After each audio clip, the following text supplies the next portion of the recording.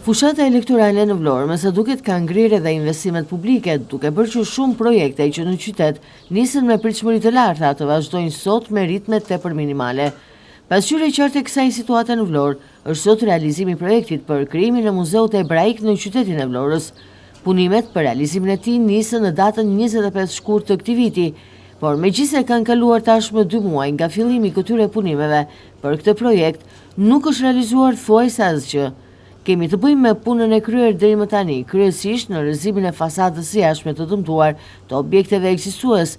Gjithashtu, në 2 muaj, firma e cila po realizon projektin në terren ka punuar edhe për rrëzimin e Suvas. Për realizimin e projektit në fjalë, në 2 muaj nuk është bërë asnjë hap tjetër konkret në realizimin e punimeve, madje për të fshehur sadopak ritmin e ulët të tyre.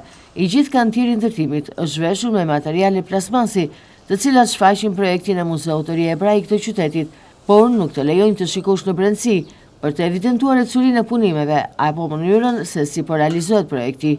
Madje edhe në hyrje të kantierit të ndërtimit, dera hyrëse ndryshe nga çdo kantier tjetër ndërtimi është e mbyllur.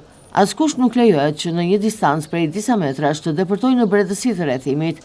Rrethim ky i cili ka zaptuar tashmë një pjesë të konsiderueshme të territorit, duke penguar qarkullimin e qytetarëve në të, e duke bërë që lëvizshmëria të jetë reduktuar ndjeshëm për shkak të punimeve dhe projektit, i cili mund të realizohej edhe vetëm me një rrethim jo në kaq distancë largët e të konsiderueshme.